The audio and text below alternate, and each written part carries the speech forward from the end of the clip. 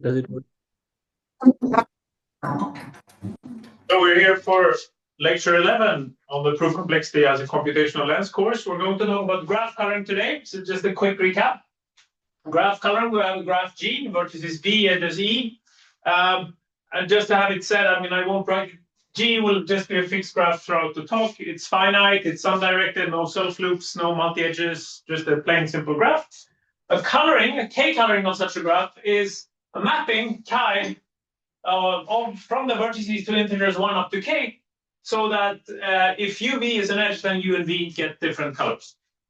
This is one of the fundamental NP complete problems studied already by Karp in his paper in 1972, one of his 21 classic problems. So given a graph G and an integer k, does there exist a valid k coloring that satisfies all of these edge constraints? The smallest such k is known as the chromatic number. So this, for all we know, is a dead hard problem. The best approximation factor is barely sublinear, n times log square m divided by log cubed. We know that getting n to the 1 minus epsilon is NP hard. And even if I promise to you, honestly, that I'm giving you a 3-colorable graph and you have polynomial time, you should color it. I'm insisting on polynomial time, and now I want you to minimize the number of colors. Then the best result is slightly better than n to the 1/5. Incidentally, this is by Kawarabayashi and Mikkel Toro from 2017. So the upper bounds are pretty terrible. In terms of lower bounds for this problem, for this promise problem, if I give you a k-colorable graph, and I want you to use 2k minus 1 colors, that is known to be NP hard.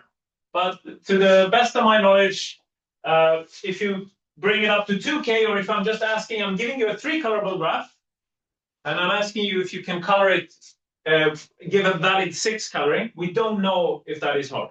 Although for all we know, like even getting a polynomial number of colors is very hard. We don't know if 6 coloring is hard. Which brings us to proof complexity. So can we, again, you can view proof complexity as giving unconditional hardness results for bounded models of computation as captured by proof systems. So there's a paper by McDiarmid in 1984 who looked at what people were trying to do for random graphs. And he presented a general approach that somehow captured all of or many of these algorithms. And then in turn, Beam, Culberson, Mitchell, and Moore showed that in fact this McDiarmid method is captured by resolution. So that means that if you can prove resolution lower bounds, then you prove lower bounds for many of these algorithms. And then in the same paper, they proved that in fact for average case, if you sample a graph at random, we kind of understand how random graphs behave with respect to their chromatic numbers. You sample with a slightly supercritical density so that the graphs are not k-colorable, and you ask resolution to prove this, then we know that this is exponentially hard on average. And this is asymptotically almost surely kind of statement.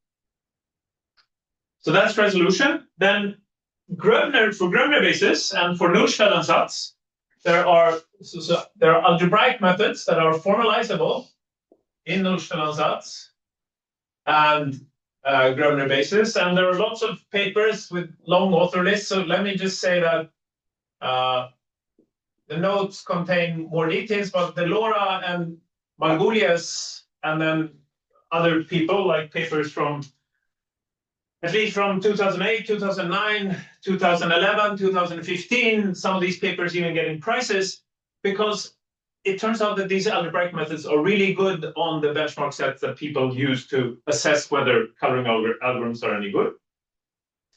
And in fact, there was a paper by one of these papers by Delora Lee, Margulies, and On in 2009. They said that basically for many of the instances that were considered challenging, you could actually get constant degree Nullstellensatz certificate. for some encoding, which we'll get to in a minute.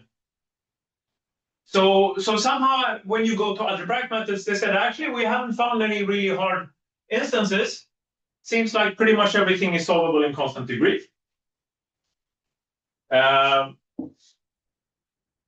in terms of lower bounds on degree, and I should say that these people care a lot about degree because the performance of the methods will tend to scale not with the proof size, but with the degree. So the best lower bound on degree for some time was for k-coloring, you could get degree k plus 1. And this is again by one of these papers by Delora and co-authors 2015.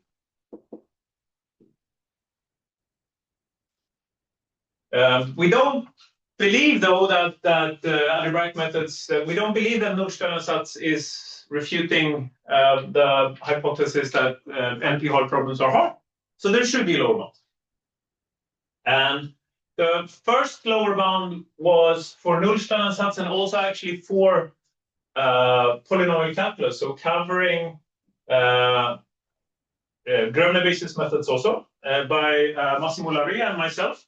Optimal linear degree lower bounds, but for so what we used, we got linear where n is, unless stated otherwise, it's the number of vertices in the graph. So degree linear, but what you get is for graphs that are a reduction from functional pigeonhole principle formulas over some bipartite expanders, basically. And maybe this stands to reason. If you think about it, you can think about, if you look at a bipartite graph, you can think of the pigeons as being vertices. And now you can just, if a pigeon has k edges, then you can think of them as colors. So you for every pigeon, you say, do I choose the first edge, or my second edge, or my third edge? This is my color.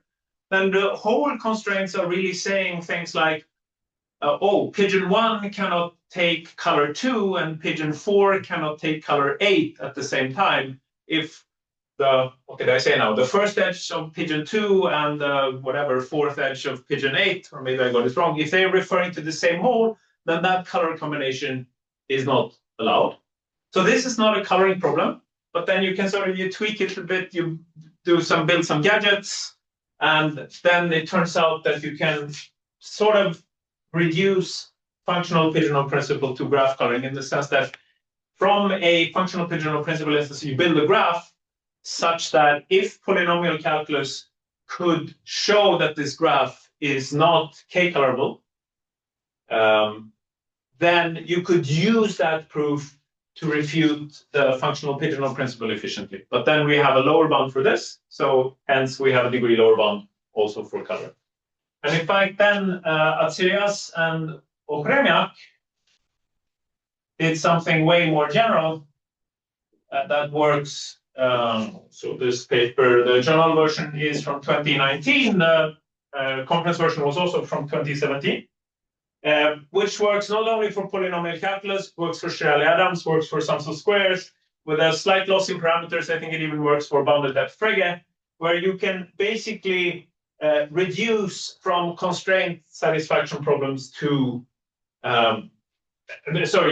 you can like get worst case reduction for different constraint satisfaction problems. Okay.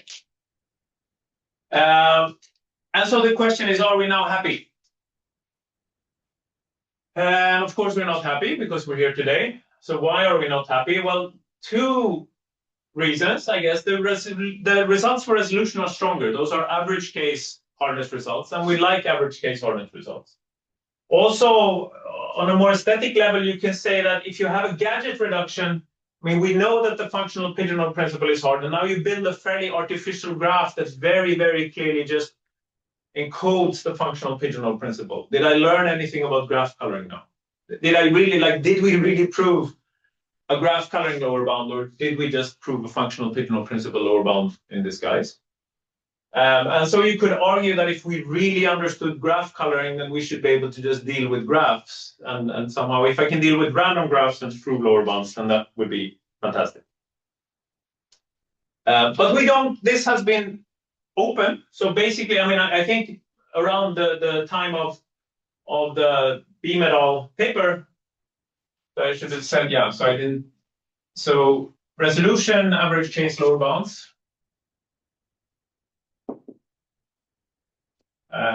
So exponential lower bounds by Beam et al. Beam, Culberson, the two M's, Mitchell and Moore. Pretty much since 2005, it has been open whether you can get anything similar for polynomial calculus. And the answer is not so obvious, because we know that for sum of squares, which we won't really talk about in this course, except we mentioned it in the introductory lecture, you only need degree 2, so extremely small degree. In fact, the encoding has degree 2, which we'll see, to show that random d-regular graphs are not k-colorable if I just make d large enough, d something like 4 times k squared. So when you go up to sums of squares, then you cannot, I mean, in this regime, resolution is still completely lost. But sums of squares only needs degree 2. So the question is polynomial calculus closer to sum of squares, or is it closer to resolution? So it's closer to resolution. So what we had 2 years back now. So this is by, let's see. So this is by Conneryd, by Rezende, myself, Jakob and Risse, 23. We proved that for any d greater or equal 6, polynomial calculus requires high degree.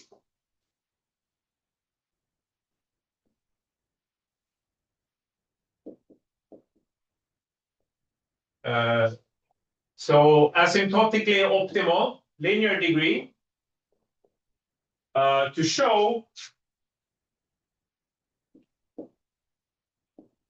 that random d-regular graphs, so throughout this lecture, when we're sampling random d-regular graphs, I'm going to write them as G sub ND. So this is a sample uniformly at random among all d-regular graphs over n vertices. And then you have to like make sure that D and N are consistent with each other. But we'll sweep that under the rug. But also, if you take Erdős-Rényi graphs, this model where you just flip a coin for every edge, and then you have to decide on the edge density, and it turns out that the edge density you should pick here is D over N. So it's hard for polynomial calculus to show that such graphs are not three-colorable. So in particular, this gives us lower bounds right here in this regime that for three coloring, like a fairly large number of colors, 6 and even larger is hard to do using algebraic methods. So that's what we hope to talk about today. That's the plan.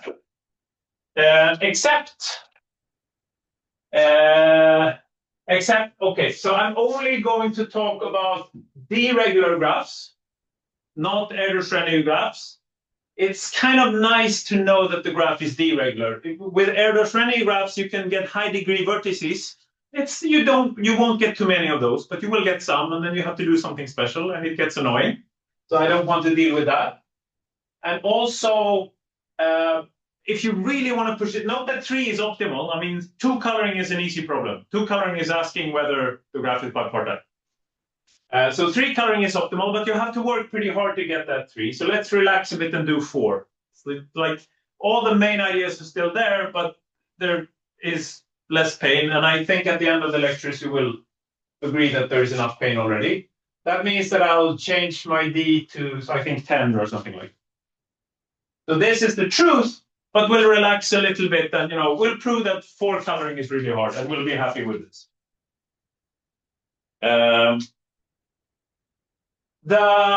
As stated, there's nothing about the field, so this holds for any field. We will work in the multilinear setting. This only makes the results stronger, but it makes it a little bit easier. The only thing I haven't told you about is, what do I mean by graph colors? Yes? So maybe that is something to talk about next. Unless there are any questions at this point. We're happy with the review, previous work. So we are going to think about, we're going to have variables XVI, and I think of XVI being 1 as, this is saying that vertex V gets color I. So note that actually I'm changing my mind compared to previous lectures where 1 was kind of false. It's going to be more natural in this economy. It doesn't really matter, but today it's more interesting to think of, it's more natural to think of 1 as true. So I'm sorry for changing my mind. And we're going to write that the coloring formula for G with K colors consists of the following axioms. Let's see if I can fit them all. And if it's large enough, you'll have to tell me otherwise. So for every vertex, I say that, well, you should get 1 color. Okay? But I don't know what field we're in, so this just says that every vertex is going to get at least 1 color. And just to be nice, I'm also going to add that it's not the case that a vertex gets 2 colors. So let's see. So this is for all vertices. This is also for all vertices V and for all I distinct from I prime between 1 and K. Okay. So now this tells me in any field that I have a coloring, but I don't know yet that it's a valid coloring or that it's a proper coloring. And this is the constraint saying, well, suppose that UV is an edge, then it's not the case that both U and V take the color I. So one of these are 0, this polynomial has to vanish. Now, you might note that this is not a CNF formula. We could also do this for a CNF formula. I won't really care about it. You can write your natural CNF encoding, and basically anything we do today will work in that setting also. So I won't sweat about it. One thing that I should mention is, in fact, that the algebra people did not use this encoding. So there's another encoding that maybe it's worth just to talk a few minutes about it, because it's kind of a nifty encoding. Suppose that your field F contains a primitive kth root of unity. What is that? Well, that's an omega such that 1 omega omega squared omega to the k minus 1 are all distinct, but omega k is 1. Okay. Suppose your field contains an element like this, or if the field has the right properties, you can also add it and get an extension field. Then I will now think of variables yv, one for every edge. And I think of v getting color, if I can spell. V gets color j would be the same thing as yv being the primitive root omega raised to the power of j. So I restrict the variables to be roots of unity, and the exponent encodes the color. And now to make sure that I get a coloring, I will just say for every variable that if it's raised to the kth power, I should get a 1. So now I know that y is going to be one of these guys. And then the edge, the constraint that you cannot have a monochromatic edge is a little bit funky. Let me just write it down. I won't talk too much about it. You sum for j goes from 0 to k minus 1. You take u, you take v for an edge uv, and then you take yu raised to the power j, and yv you should raise to the power k minus 1 minus j. And now basically what happens is you realize that if they have the same color now, then I'm just picking up ones here. I'm picking up k1s. Yes? And otherwise, you have to look at it and you have to try to refresh your memory about geometric sums, and you realize that this vanishes. But now you realize that how do I know that I pick up a 1? Well, it has to be either I have to be in a field such that either the characteristic is infinite, characteristic is 0, or otherwise it has to be the case that the characteristic should not divide k. Right? Because if the characteristic divides k, then this is always 0. So then, I mean, the formula, it will still be very easy to get lower bounds because we will have something satisfiable, but the lower bounds will be less interesting.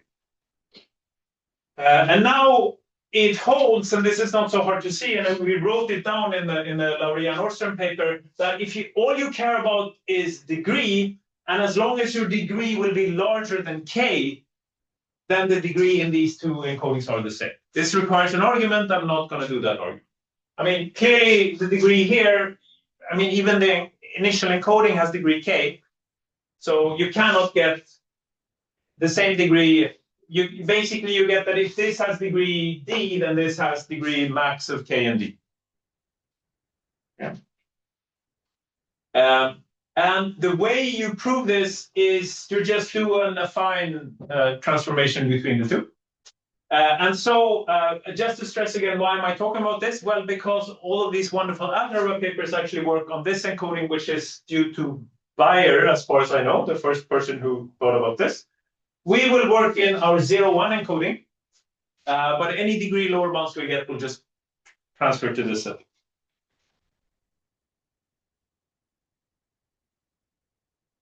Okay? So, and then in particular, just to point out that here we're in a 0-1 setting, so we also know that if we can get linear degree lower bounds, then by Palazzo, Pudlak, and Skal, we get exponential size lower bounds. Note that this does not automatically hold in this setting. So this is a separate question, but I won't talk about that today.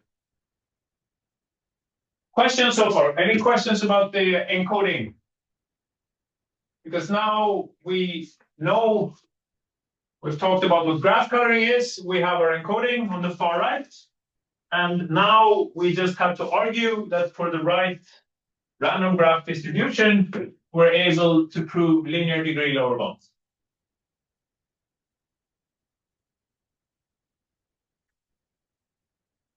So that's what we're going to do. How are we going to prove degree lower bounds? We are going to follow the lead of Rasborov. We're going to define a degree capital D pseudo-reduction operator.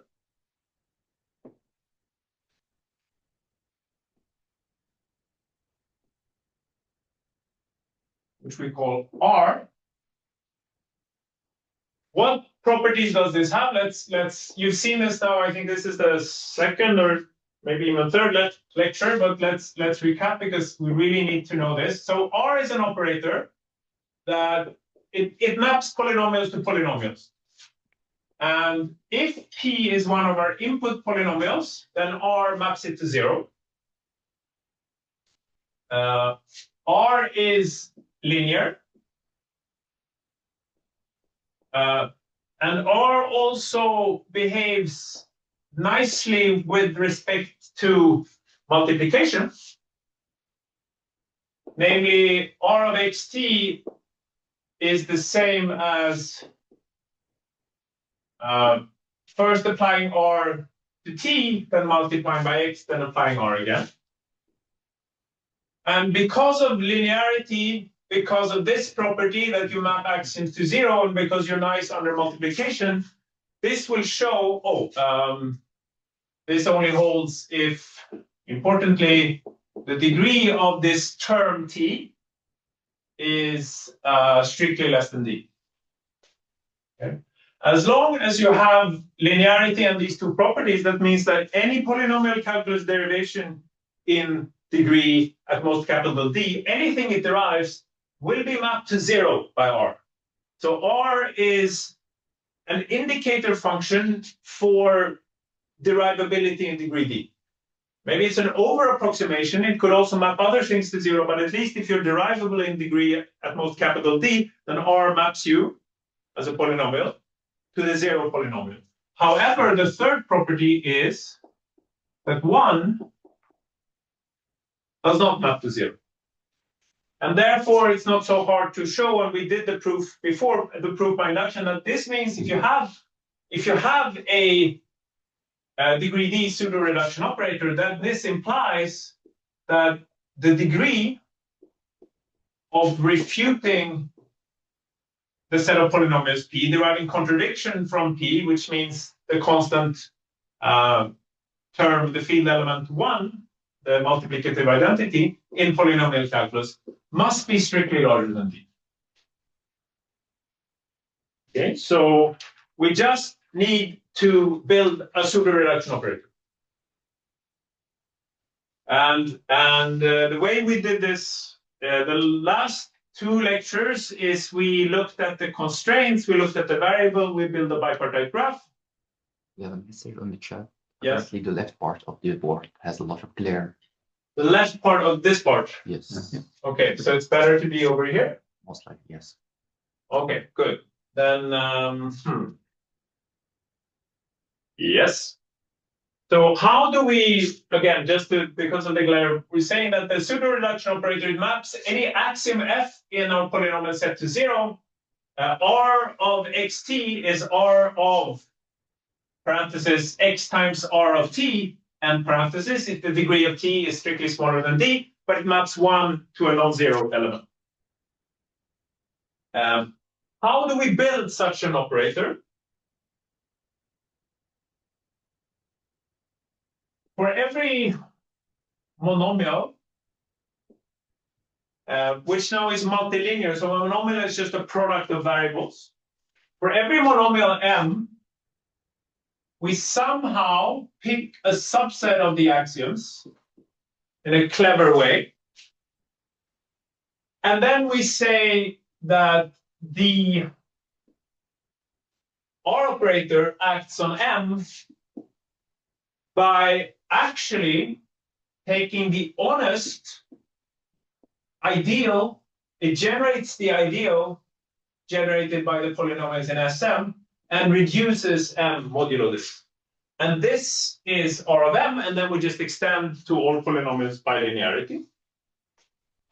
So since this is absolutely crucial, let's maybe spend 5 minutes on recapping what's this ideal reduction thingy. First, we have to order the monomials in some way. We need a total order on monomials. There's a lot of flexibility, but just for concreteness, let me fix that we first sort in order of degree, and then we sort lexicographically.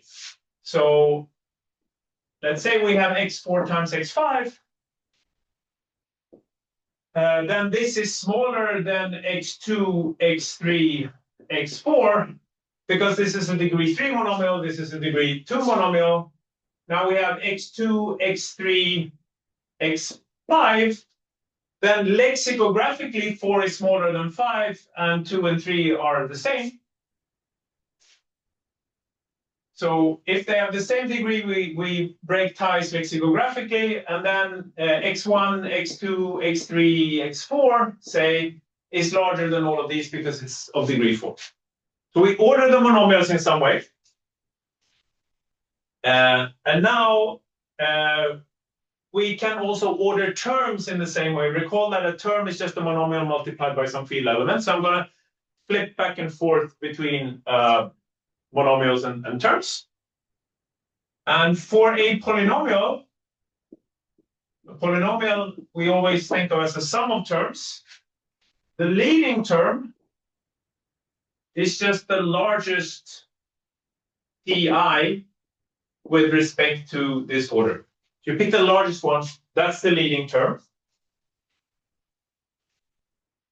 And now, if you have an ideal, so again, what is an ideal? An ideal is basically, you start with these polynomials, and then you can take sums of these polynomials, and you can multiply these polynomials by any other polynomial, and this is all in the ideal. So the ideal is the smallest set of polynomials that you get in this way.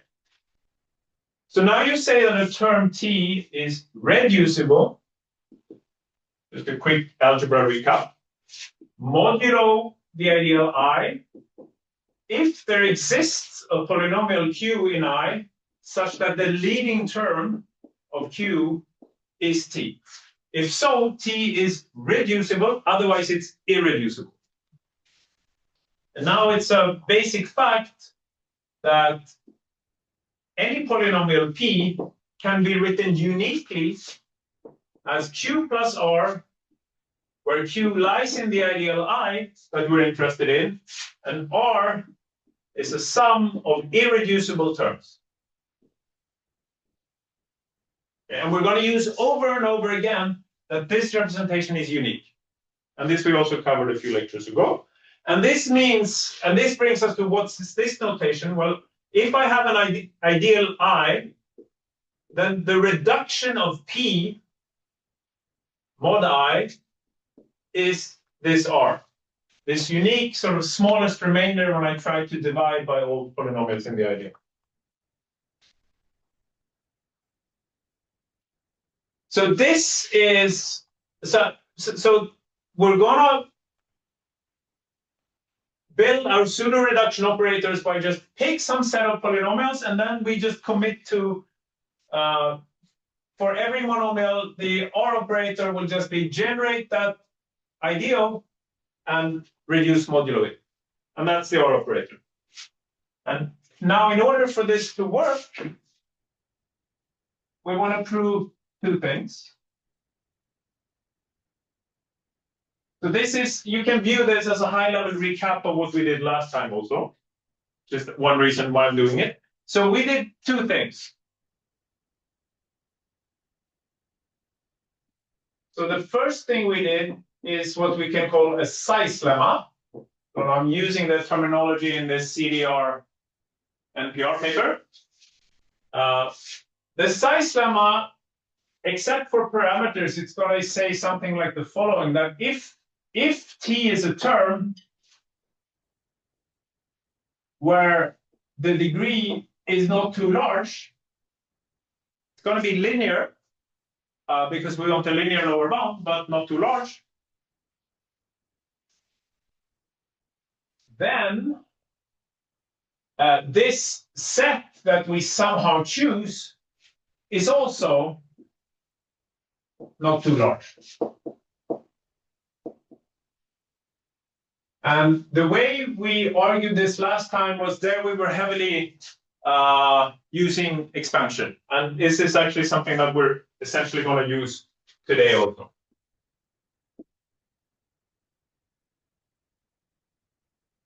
And then the key lemma, which we call... Should this be degree of m?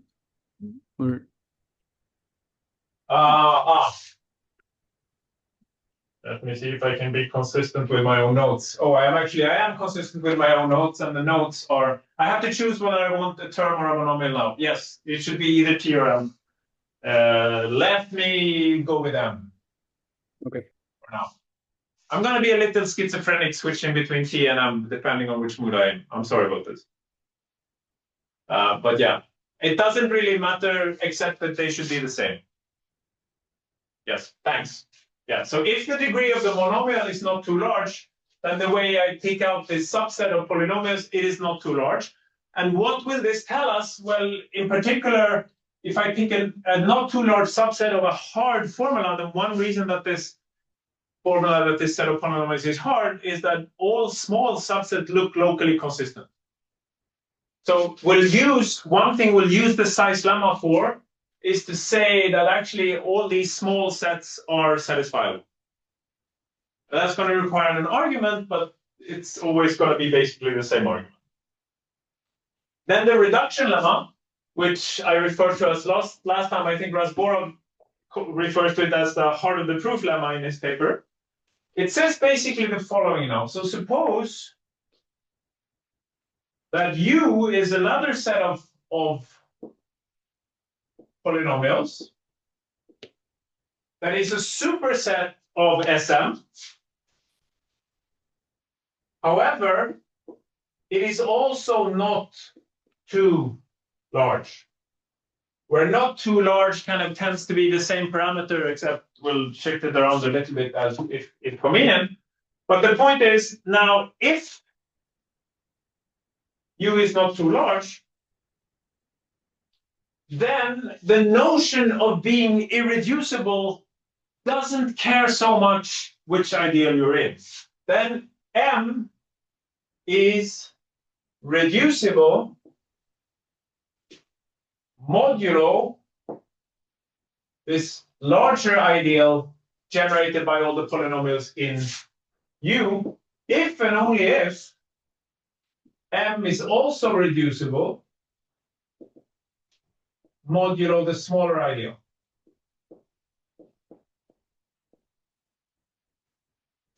And now, once you have this, then basically by an inductive argument, we're now going to be able to argue things like, in fact, reducing things, like when you reduce polynomials, it's not going to matter so much if you reduce in this ideal or in this larger ideal.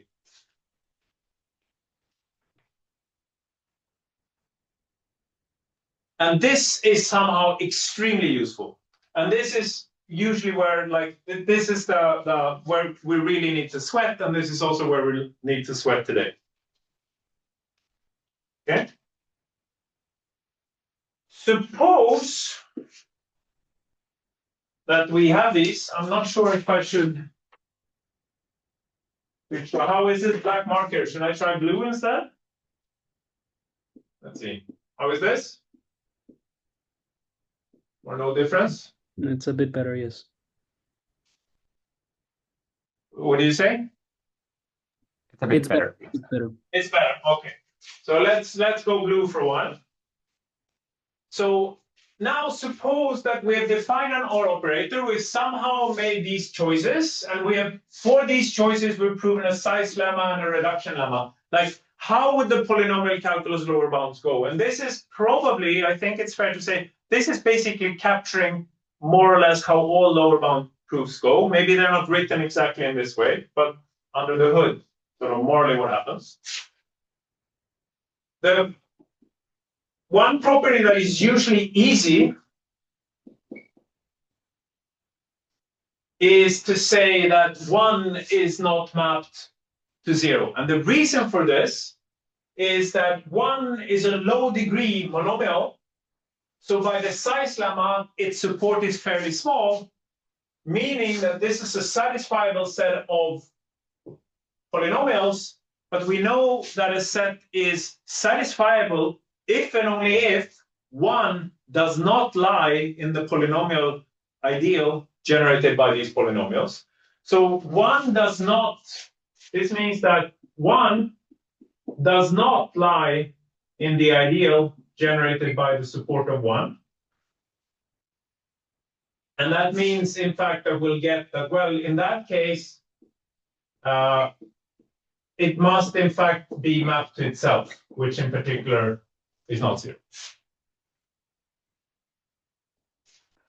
So that's fairly easy. Saying that polynomials, axiom polynomials map to zero requires a little bit more work, but it's not too bad. So basically you do a trick something like, so let me just build a fake monomial. So let me define MF star, maybe even to stress how fake it is. This is just going to be all the variables in this polynomial. Just multiply them together. Now, in particular, this means that this monomial, like any term in F,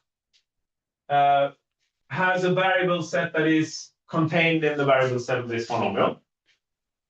So now you do something like, okay, let's look at R of F. And R of F is now, by definition, is R applied to all the terms of F. So F is just the sum of these terms.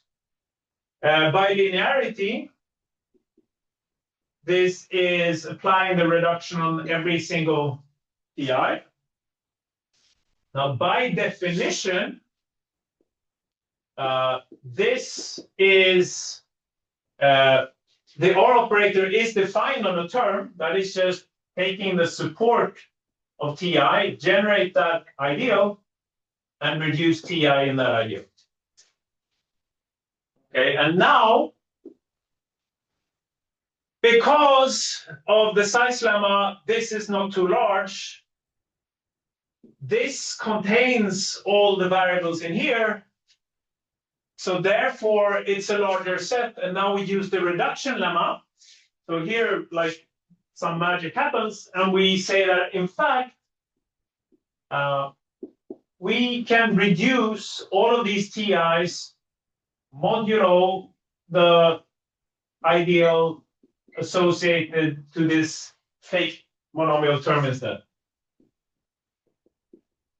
So here we were reducing every term modulo its own ideal, but now we're using all the terms modulo the same ideal. And now we use linearity again. So we just pull out R. And we reduce, oops, we still need to reduce modulo the polynomials associated to MF star, the TIs, but this sum is just F.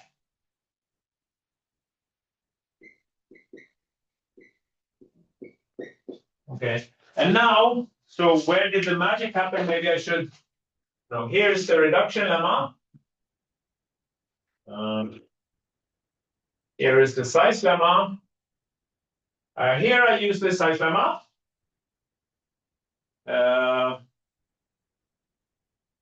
Here I kind of, I guess, use both the size lemma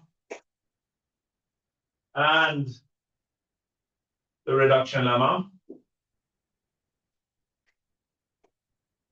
And when I've gotten here, this is like, then probably the way I define, like if I have a monomial that contains any single variable in F, then I want to argue, just by construction, I make sure that F is in fact in the support of MF star. So F will be one of the generators here, and then it's kind of clear that it will map to zero. Do we still have bad glare over here? I'd love to use this board. The top left corner is kind of bad. The top left corner. Okay, but it's a little bit further down. Same. Okay. So now, what I want to argue is 3 that R of xt is equal to R of x, R of t. This is the hard part. Okay? And here what happens is we just start working on this expression. And I'm doing it, we did this last time. I'm thinking that maybe it's helpful to do it again just to see what happens. There's going to be one magic step. It's the same magic step as last time, except for this, everything is completely routine. Okay. So let's just take a deep breath and start working on R of x, R of t. By definition, this is a polynomial. So let's just expand it out. Let's look at all the terms t prime in R of t. Okay, here I'm just writing out R of t. Then I can multiply in x, and by linearity, I now get the sum over all t primes in R of t, R of x t prime. Okay. Now, just by definition, what is R of xt? This is now a term. So this is actually nothing other than, just by definition, the reduction modulo this S set that we defined associated to xt prime, and we generate the ideal from these polynomials. We reduce xt prime modulo this. And then we argue that this is the same as reducing modulo S xt prime, and here comes the magic. I just plug in xt here. So this is the magic multiplication assertion state. Or, you know, I mean, this is where, or depending on your point of view, this is where we work really hard with some mixed martial arts to make sure that this is true.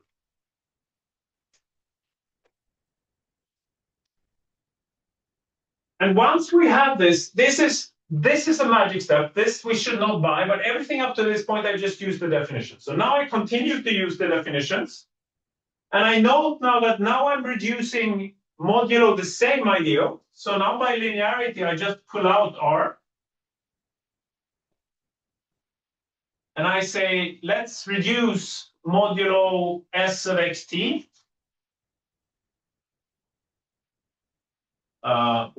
Some t prime in R of t. X t prime. Oops, without parentheses. Let me do it this way. Now I need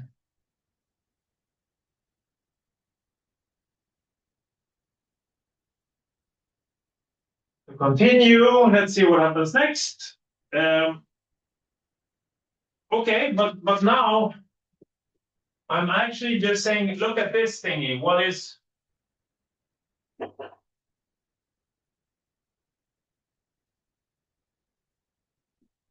this now?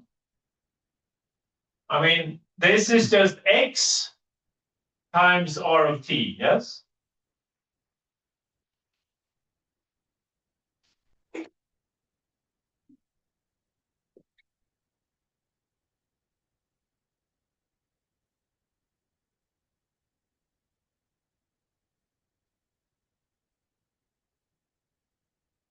But now this is a term, so now we can look at the definition again.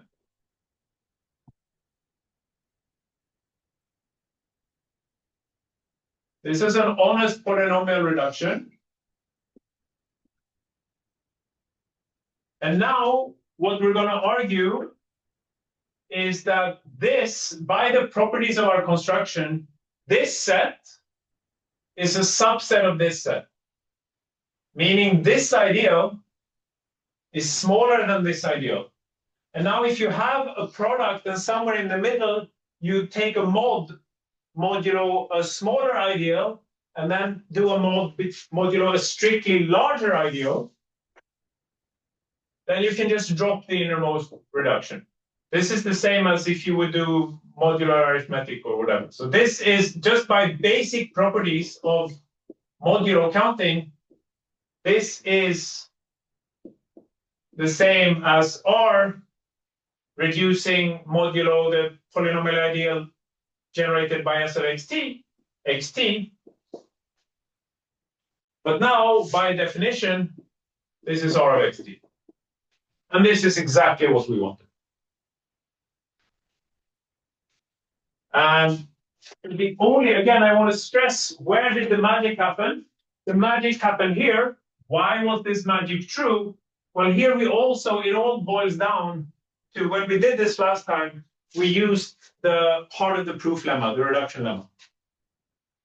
And except for this, this is just routine calculations. So just to make sure that we're like, is there anything here, because when you see this the first or maybe the second time, you might feel a little bit intimidated. So is there anything here like, wait, there's too much glare on the board, or what is happening here? Or are we happy at this point?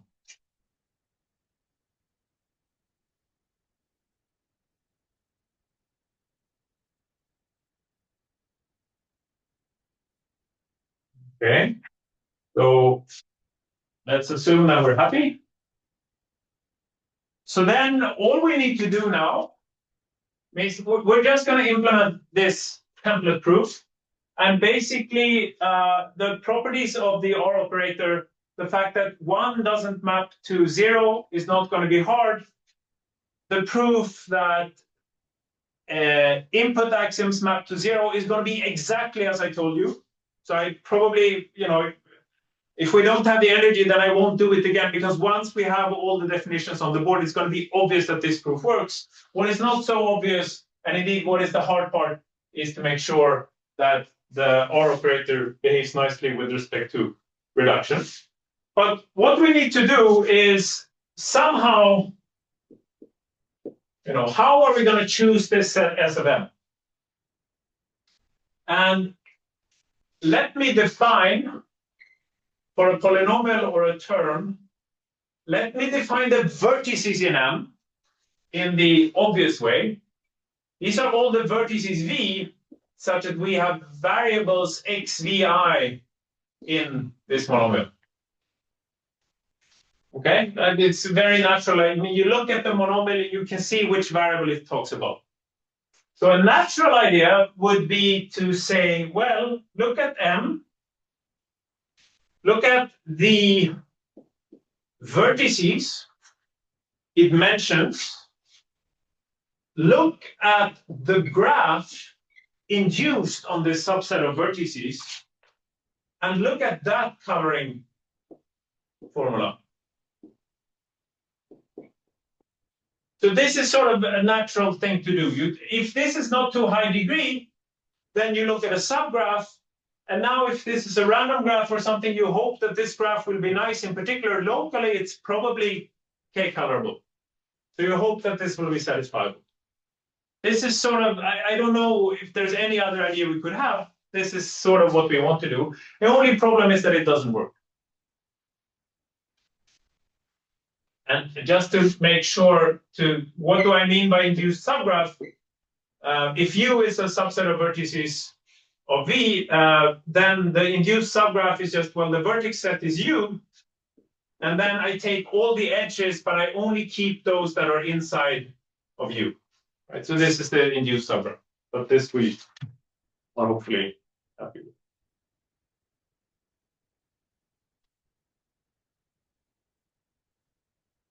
Okay. So what is the problem? Like, why did we manage to do this before, and why is it failing now? We've done this several times now. what stops us from doing this today? So like, why did it work last lecture? Well, last lecture we did something like the following. I'm going to be a little bit imprecise, but sort of roughly we did the following. So you take some set u prime that is larger than this support set that we take, but not too large. And now you say, the interesting thing is obviously, the reduction lemma says, well, if M is reducible modulo smaller ideal, then clearly it's reducible modulo larger ideal. That is like totally uninteresting. So the interesting direction is this one. That we're saying, oh, suppose M is reducible modulo this large ideal, and somehow I remove a lot of the generators and the monomial is still reducible. That's the only thing I need to prove. Okay, so indeed, suppose that M then is reducible mod u prime. What did we do? Well, then we say, well, what's the definition of reducibility? Well, that means that M can be written as a polynomial combination. So first we look at the polynomials in this support set Sm, and we multiply them by some coefficient polynomial Cp. And then apparently we're also using some polynomials Q that are outside of Sm. And then we have some irreducible terms. Okay, this is the assumption. And now what we did was we found an R such that the domain, it was a partial truth value assignment, and it did not touch the variables in M. It also did not touch the variables in the support set of M. So whatever rho does, it doesn't touch M and it doesn't touch the P. It might touch the C, but we don't worry too much about that.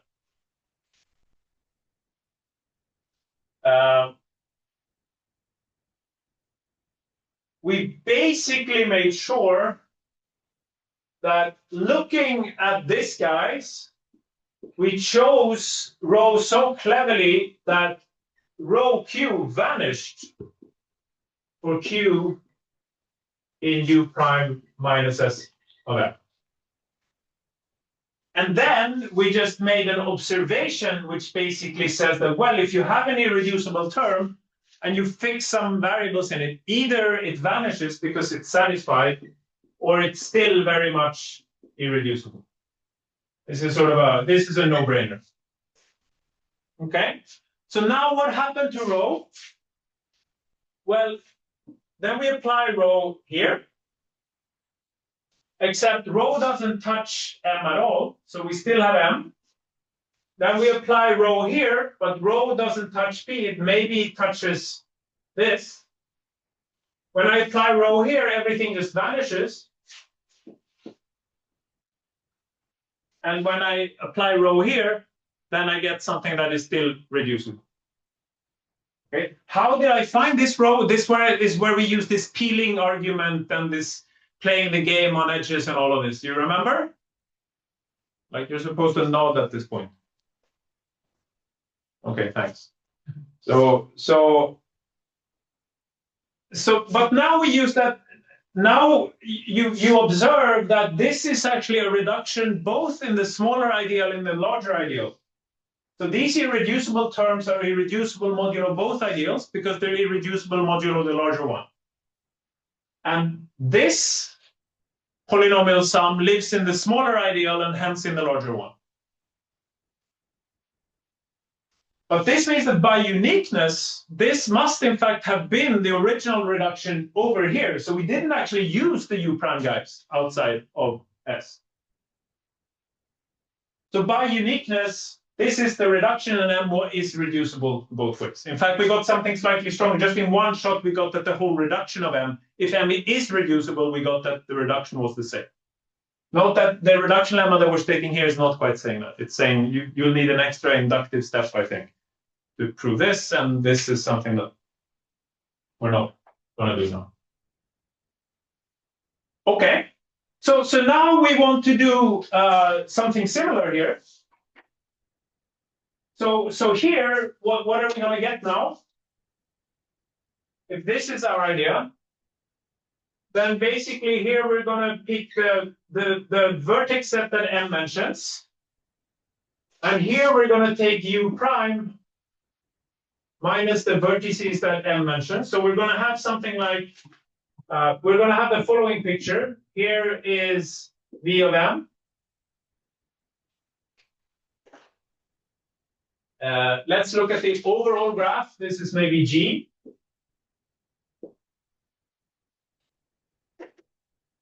And here is U prime. Okay, pictorially. Are you with me? So what we did before is we picked a row that just actually assigned this part of the formula. So what would this be for us today? We would just color this part of the graph.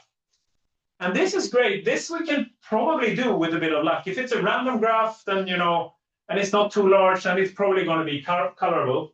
But now the thing to worry about, and this is somehow the miracle that happened in the pigeonhole principle, was that we just zeroed out all of this, and what was inside here, I'm missing a matching parameter, was completely unscathed.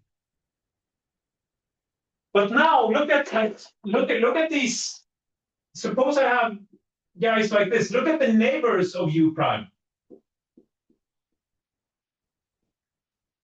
What happens to these red guys inside here when I assign colors to these? Then I'm suddenly removing one color, right? So I'm actually changing the coloring formula big time. So I'm not somehow the whole, note that it was very important when we played this game that I was not allowed to mess with these polynomials in any way whatsoever. But here I'm messing with them big time. I'm starting to constrain these vertices. And this is somehow, and then you can say, yeah, but maybe I'll shrink it a little bit, but somehow these colors keep propagating all over the place. Like you said, one color, and that implies some other constraint, that implies some other constraint, and you get chains of very subtle coloring constraints that says that, well, if this vertex is colored in this way, then maybe quite some distance away, this constrains, you know, some other vertex. So this is a real problem, and we don't know how to break this.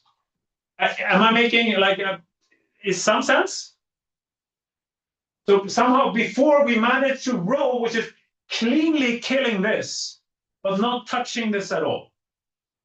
And now the problem is we have edges going across here. What the heck should we do? The problem is that assigning colors here constrains the guys in here. And we would like to do the other thing. I mean, somehow we are not allowed to touch these guys. So somehow we need to keep flexibility here. So that is actually what we're going to do. We're going to do two observations. We're going to say, suppose I look at the neighborhood set of V of M. Outside of the neighborhood of VM, I'm just going to color. And I hope I'm going to be able to color so that actually things are looking pretty smart. In particular, it would be wonderful. Suppose I could have the following picture.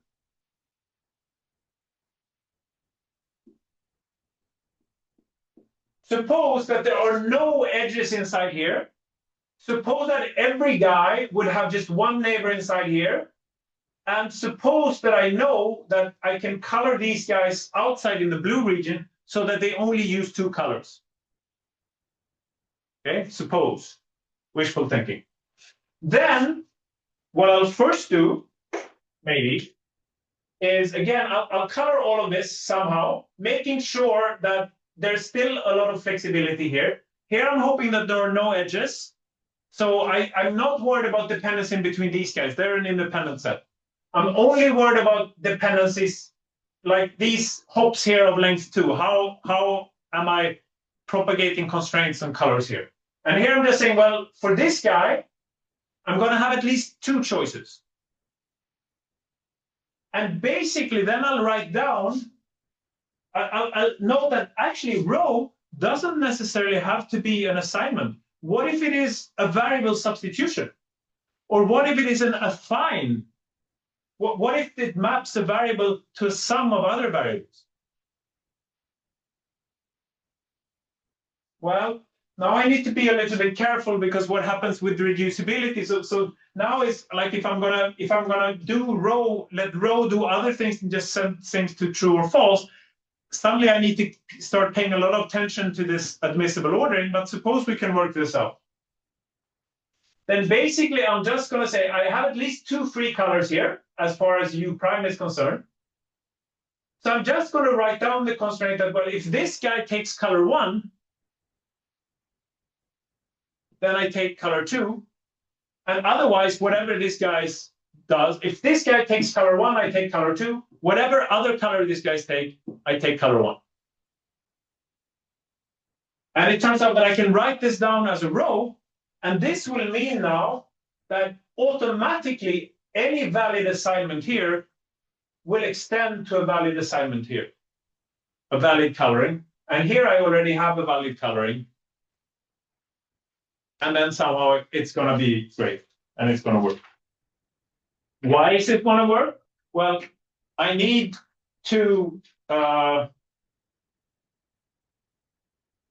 use a final fact. The fact that once I have this, rho is going to fix these colors and extend these colors depending on the coloring in here. That's going to mean that this will, a coloring here will like imply a correct coloring in here. And then I will use the following thing that we didn't prove, but I've been using heavily. That suppose for Q, a set of polynomials, suppose that Q actually implies another polynomial, little q. Then this happens if and only if the little q actually lies inside the ideal generated by the set of Q polynomials. So again, this direction from right to left is easy. Clearly, if a polynomial lies in an ideal and I zero out all the generators, then clearly I also have to zero out Q. So this means that any satisfying assignment, any assignment that make all these polynomials vanish, have to make this little polynomial vanish if it lies in the ideal generated by these big polynomials. The other direction is not obvious, is not in general true, but it is true if we're working in a multilinear set.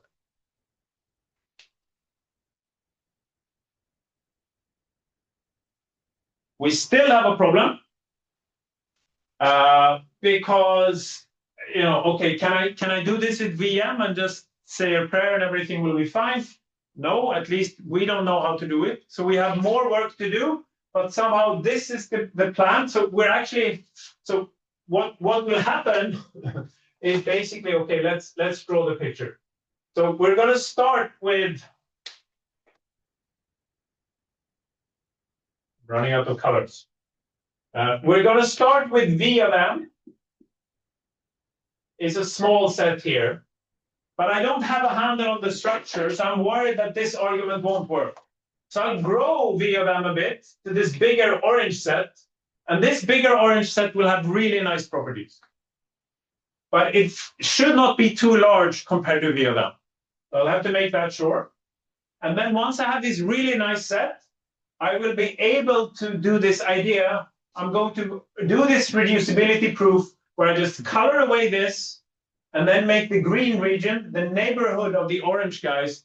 I'm going to make their colors depend in a nice way of the colors inside the orange vertex set. And then basically this proof is going to work. That's the game plan.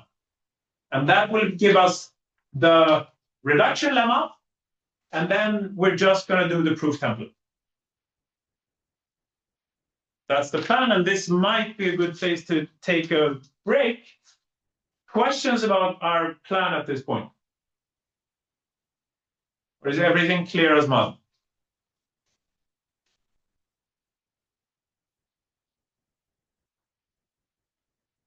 Then let's take a break. We're back, and now we are going to implement our proof idea. So again, we're very basically up to what we did at this point. I think this was clear kind of 20 years ago, almost. Definitely 10, 15 years ago, that we somehow need to do this. And still this idea doesn't work. And the problem was somehow that also when you're doing reductions, you depend on the order. And we just didn't have a good way to do an order. So with hindsight, the idea was just blindingly obvious, but as all good ideas, I mean, you only realize afterwards how brilliant this idea is and how simple. And it wasn't ours. It was by two of these algebra guys, I think Romero and Tunchel, who said the following. So, and also got some actually degree lower bounds in this setting, but not at all with the same kind of parameters as we do, because we then use the machinery in other ways. But they basically gave a good ordering. Firstly, they said, let's order the vertices in a graph. And based on that, once we have that in order, then it's kind of clear how to order vertices. So here's the idea. We take G and we color it. And now the point is, wait, what? I mean, G is not K colorable. That's where we started. No, it isn't. But if it's a D regular graph, or if it's Erdős-Rényi with not too high edge density, it's actually pretty close to having D colors. Okay, note that D could be large here, but it's not terrible. It's some kind of constant. So we get a coloring, and now we get a bunch of color classes. And then I don't care how you split the ties. I mean, you order inside each color class in some way. I don't really care. Do whatever. But then I just say that color 1 is smaller than color 2, is smaller than color 3, is smaller than color 4. So for two vertices, U is smaller than V, definitely if U has a smaller color than V has. And then once we have it, we just, for a fixed vertex V, we can just order the variables 1, 2, 3, 4, 5.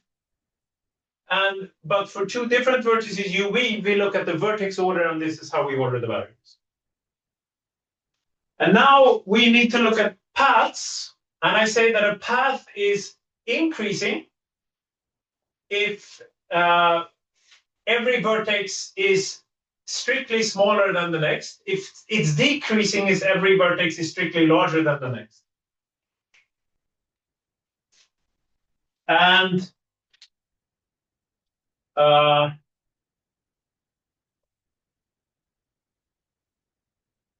now the way to think about this is we really care about the relations between different color classes. So actually, yeah, so probably the way to think about this is on the vertices, we have like a partial strict order, and then we extend it to an order on the variables in this way. And for the variables, how you split the ties in here, I don't care. But note that strictly, that means that a strictly increasing path, I know that it will be jumping between color classes, also for strictly decreasing paths, which means if I have an upper bound, big O of D on the number of colors, that means that any increasing or decreasing path has bounded length. Yes? So now I just say that V is a descendant of U if there is a decreasing path starting in U and going to smaller and smaller and smaller vertices. So here probably if this is, okay, let's say this is color K, K minus 1, all the way down to 1, then a decreasing path is jumping always to the right, at least one hop. For a vertex set capital U, let me write D of capital U to be all the descendants. So all vertices from which there is a descending path from a U in U. Does this make sense? So just pictorially, suppose that U is maybe this vertex and this vertex, then maybe I get something like this is a descendant, and these two are descendants, and maybe this is a descendant. And here maybe I get these two are descendants, maybe this is also an edge. Could be that this is also an edge. Then D of U will be all of these guys. Yeah, should. The D of U is, turns out to be almost everything here, but never mind. Is that definition clear? Then another important notion is if I have a vertex set, here it is. I have a bunch of vertices. I'm interested in paths or cycles that go outside but are short. So the way I've drawn it here, all the vertices are distinct. Here, they could actually be the same. Let me just say that a 2-hop is a path of length 2 that takes one step outside and then comes back. A 3-hop is a path that goes outside, stays outside, then comes back, maybe to the same vertex. A 4-hop goes outside and then stays outside for 3 vertices and then comes back. So a tau hop has length tau. Is this definition by picture clear? So we're going to use, the way we're going to build our associated sets is we're going to work now with descendants and we're going to work with hops. In particular, let's say the following. Suppose that I have no tau hops. What does this tell me about the neighborhood of the set U that I'm looking at hops for? Okay. If I have no 2 hops, this means that every vertex, every neighbor outside has a unique neighbor inside. So every V in NU has a single neighbor in U. Maybe not unique. I mean, we could have a situation like this, maybe. But the point is that all of these guys only have a single neighbor. There's no guy that has 2 neighbors. So if I give you a vertex at U and I say, oh, it's 2-hop free, then you know that all the neighbors have only one guy inside. Suppose that I'm 3-hop free. That means that if I go one step out along, like if I look at this guy and this guy, there's never an edge in between. So in that case, the neighborhood of U outside of U is an independent set.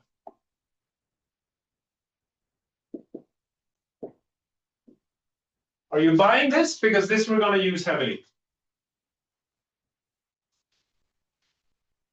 Okay, so now we're ready to define closure. And this is as defined by Romero and Funchal. So we want to define the closure of a vertex at U. So we're in a graph G that is fixed. I pick a subset of vertices U. Jumping ahead a bit, what will this subset U be? Well, I will have some monomial on some term, and I will look at what vertices this term mentions. That's how you should think about it. And now I want to have, like, basically, I would like to do our previous proof idea for U, but U is not nicely structured enough. In particular, note that my idea, what would happen to my idea before if I had structures like this? Remember that I wanted to be able to color the neighborhood independently, but there are a lot of dependencies here. Like, for instance, for a 3-hop here, whether I can color this guy depends not only on this guy, but also on this neighbor, which depends on that guy. So that creates a lot of dangerous dependencies. But I don't like that. It's kind of clear that short hops are going to break our proof idea that we sketched before. And in particular, one thing, so why are we only doing 4 coloring? Because it turns out, getting a little bit ahead of ourselves, that it's sufficient to get rid of 2 hops and 3 hops, and then we're going to be fine. If you really gone away all the way down to 3 coloring, then you need to get rid of more hops, and it's just a little bit more complicated. So basically what I want to do, one other thing that I want to get rid of, that, let's see how easy it is to understand this. The one thing that is dangerous is to lose your orange markers. Okay? So one other thing that is dangerous is if this vertex here, V, and here you have a little u, what is dangerous is if V is smaller than u. Why is this dangerous? Well, because rho is going to do a substitution, but we care a lot about, remember when we're doing reductions, we care a lot about the order of terms. And if I suddenly substitute a variable here by some larger variable here, then maybe I'm changing the leading term of everything, and like I lose control completely. So it's somehow pretty dangerous to have vertices outside that are smaller than vertices inside, when I want to do my affine restrictions. So I want to get rid of hops. I also want to get rid of smaller vertices. How am I going to do this? I'm going to do it the stupidest possible way. Just remove them until I cannot remove anything more. Okay? So here is, I'm going to compute the closure via an algorithm. So in iteration 0, I set H0, so Hi, I just start with U, and then I take all the descendants of U, and then I take the graph induced on the descendants. And now I got rid of all orange guys. So now I'm happy. Now there's definitely anything that is smaller than anything in U and reachable by a decreasing path is definitely inside here by definition. So that's great. But I didn't yet get rid of my 2 hops or 3 hops. So while exists, let me use the notation a 2 hop or a 3 hop.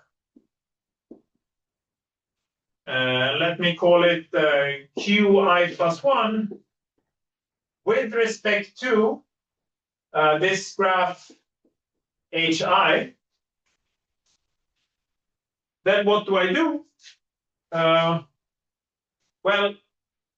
then I just set Hi plus 1 to be a new graph. Namely, I take all the vertices so far.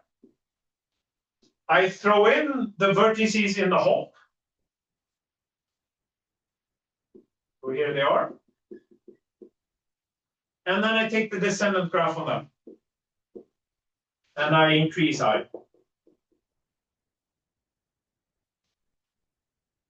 And when I'm done, I say, oh, the closure of U is what I terminated with. The vertex set in the final induced graph.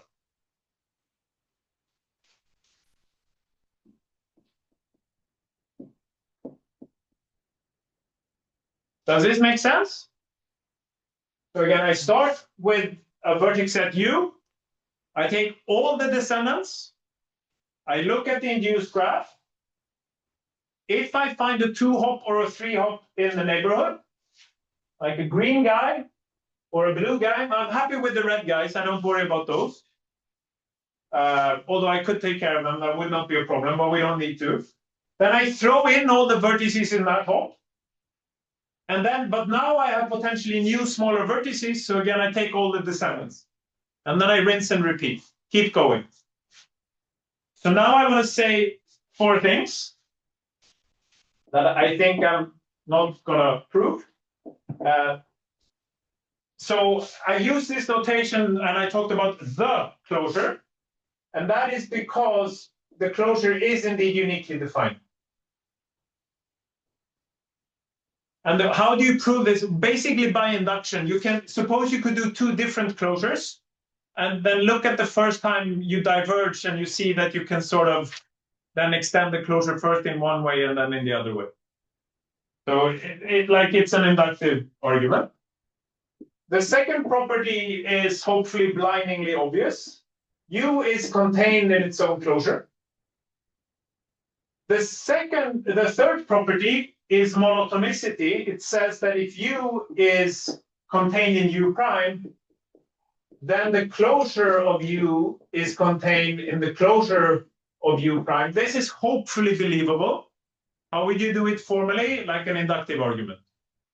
But I was not planning to do 1 and 3. It's going to be an induction over the number of iterations that this runs. Okay, and property number 4. So this is monotonicity of the closure. If U is less than U prime, then if U is contained in U prime, then the closure of U is contained in the closure of U prime. And then idempotency, if I have a closure and I take the closure of the closure, then I get the closure. And this is hopefully clear. Like if I have a closure and I start, I will immediately terminate, right? There's nothing to add because I exited. So I claim that what do I claim? I claim that 2 and 4 are blindingly obvious. 1 and 3 are believable. I was not planning to prove any of them. Are you happy with this? Okay. So now we're going to define the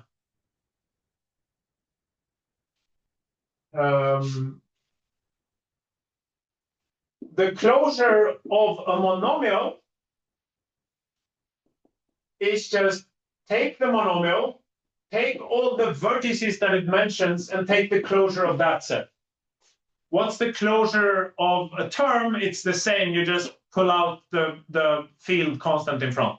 So I'm going to now, from now on, I'm going to take closures of terms or monomials. It doesn't really matter. Are we happy with this? Is there a question? Are we happy? Okay. So now the subset now S of M that I wrote about before, that is going to be I take the closure of M, I generate the subgraph over the closure, and I claim that this is K-colorable. Look at all of these axioms, which we have here, right? So I just take this induced subformula over the closure of M, and I write down the coloring formula for that subgraph. And now, just for, this is a lot of typing, so let me write from now on maybe the ideal that I associate with the vertex set U is just this thing, the coloring formula over G, the induced subgraph of G on U with K. Okay, just to have some less typing.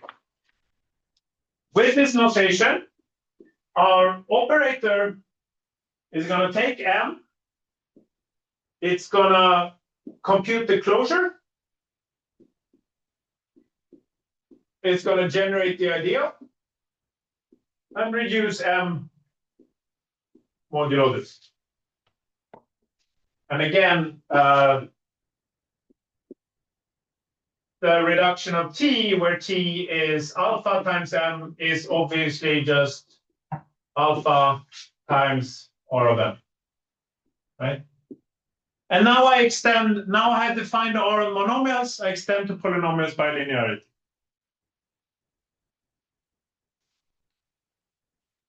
This is the definition. This is the closure. Now I just need to argue that if I pick a random d-regular graph, that the size lemma and the reduction lemma holds. And then we're done. Okay? I am planning to do the reduction lemma because that's the fun part. That's the sort of algebraic part. The size lemma, I'm going to hand wave to you. I'm going to tell you why it's true, but I don't think we have time to do the calculations. Okay, so let me start by doing the size lemma believable.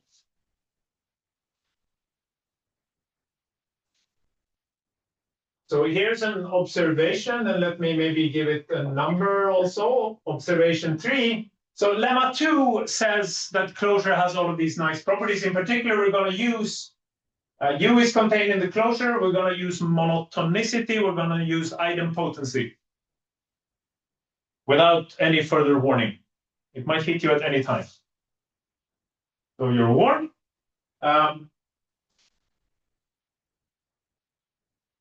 Suppose that chi is a C coloring of G, then, and suppose that G has max degree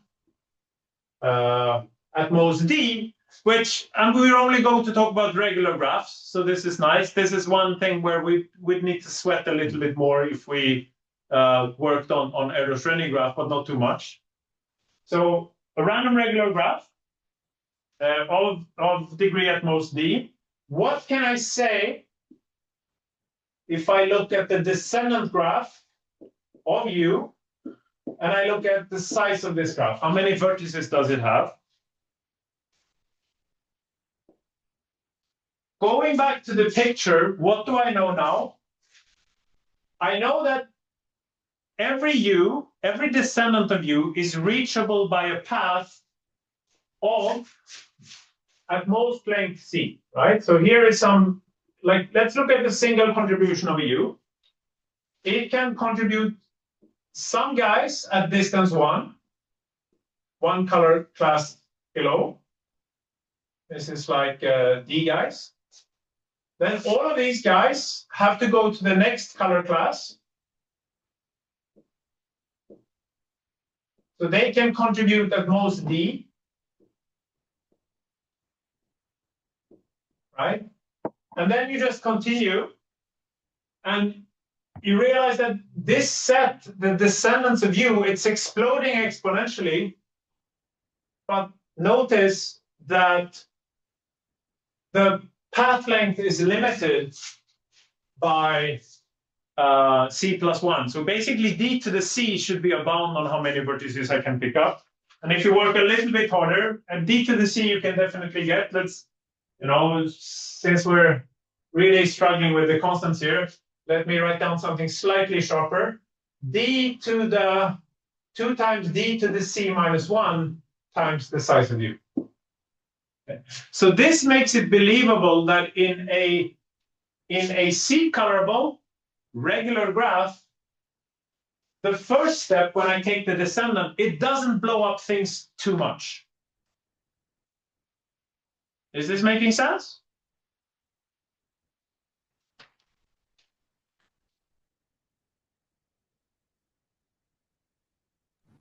We have a question online. Let's have it. What is U in this observation? U is a set of, U will be always throughout this lecture a subset of vertices of the graph we're talking about. Thank you. Any capital U you've seen in this lecture and that you will see in this lecture. Wait, except when I did my proof template, then maybe U was a subset of polynomials actually.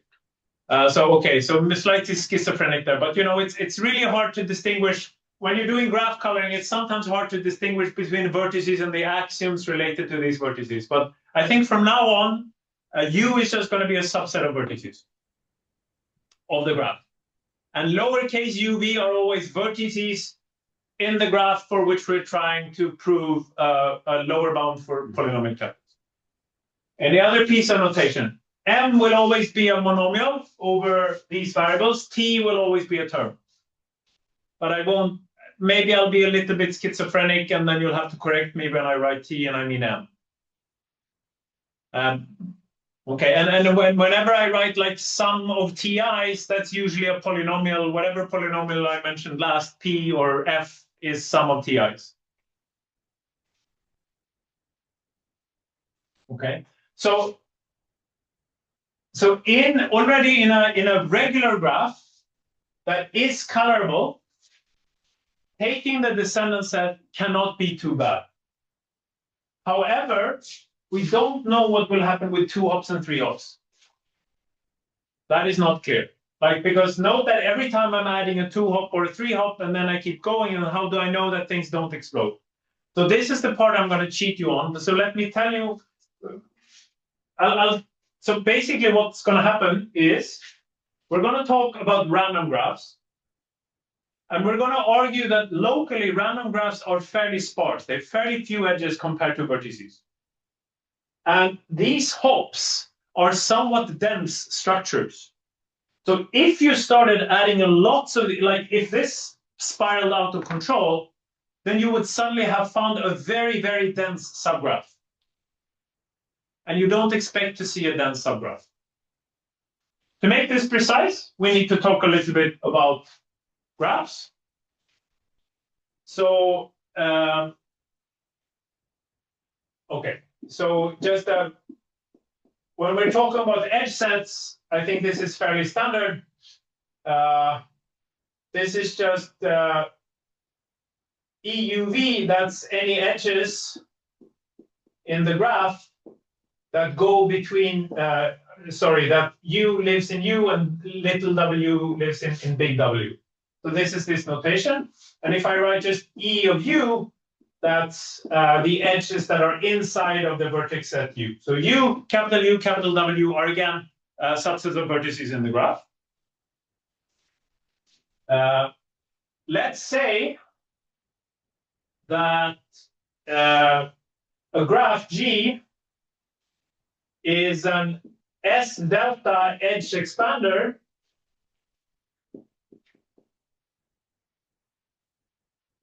if the following holds. If for every U such that U has size at most S, the number of outgoing edges from U to outside of U to V minus U, that number of edges is at least delta times the size of U. Note that we had edge expanders in the third lecture maybe, then I fixed S to be at least half of the vertices. Now, if I don't require that S is n half, maybe I can get slightly better expansion. So this is a slightly more relaxed definition. Let me say and write over here to maybe keep it on the board that G is S epsilon sparse if the following holds. If for all vertex set U that are of size at most S, if you look at the edges inside U, that's essentially equal to the number of vertices, except for an epsilon fraction. The number of edges inside U is very small, meaning most edges go outside. Okay, so this is, since we're, in general, edge expansion and sparseness is not the same, but since we're going to be on regular graphs only, then it's not so hard to see that S epsilon sparse for a D-regular graph is exactly the same, if you just sit down and think about it, as being an S degree D minus 2 times 1 plus epsilon edge expander. So we already know that random graphs are excellent edge expanders, and if we're sampling them to be regular, that means that they're also sparse. So the rest of the proof is going to be in terms of sparsity. Okay. So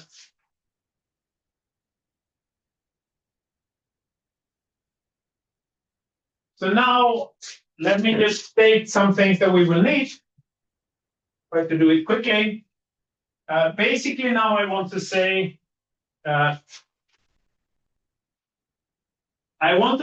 random graphs are sparse, and then I want to say subgraphs of sparse graphs are colorable with 3 colors, in fact, and also this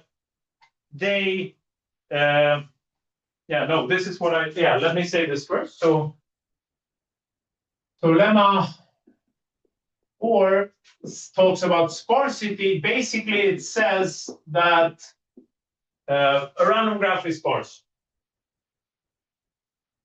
So there is some constant delta such that for integers n and d that are at least 3, epsilon is small, but not ridiculously small. So it's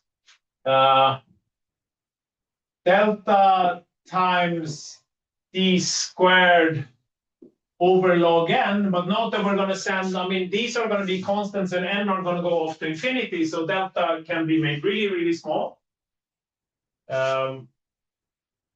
Except we insist that epsilon is not vanishing too fast. But let's, we can fix a constant epsilon and we're going to be fine. So basically now my claim is, suppose that I sample G to be random regular or Erdős-Rényi with edge density not n over d. That's a little bit too much. Maybe d over n is a better choice. Then G is sparse. Okay, and here it comes. It's d sparse except raised to the power of minus 30 times 1 plus epsilon over epsilon. So this is not so beautiful, but it's going to be some constant times n and epsilon sparse. So if you push epsilon really, really small, you're going to pay in how large linear size is sparse, but we don't really care too much about the constants. This is you just need to calculate to get this. Now the next lemma says the following, that if G is S epsilon sparse for epsilon strictly smaller than a half, then if U is a vertex set of size at most S, and we look at the induced graph GU, then that graph is in fact 3 colorable. So is it clear? I'm claiming that if G globally is S epsilon sparse, epsilon is smaller than a half, which we can definitely get. Then if I look at any vertex set of size at most S, I look at the induced subgraph, and I can color it with very few colors indeed, 3 colors. Which is sort of best. I couldn't hope for this graph to be bipartite, but 3 colorable it is. How do I prove this? So basically, the proof is by induction. And note that the average degree, so the base case of the induction is that if I have a graph with 1 vertex, you can color it. Yes? Okay. So the average degree of the graph, this induced subgraph, G induced over U, is, well, 2 times the edges that stay inside divided by the number of vertices, divided by the number of vertices, right? I look at only the edges that stay inside survive. Every such edge is incident to 2 vertices, but this is the number of vertices. And this will now be, just by plugging in the numbers, this is 2 times 1 plus epsilon because of epsilon sparsity. But this is less than 3. Now, if the average degree is less than 3, then there is one vertex that has degree less than 3. Remove it. By induction, color the rest.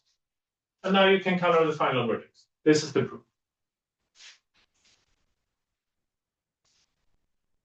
Are we happy with this?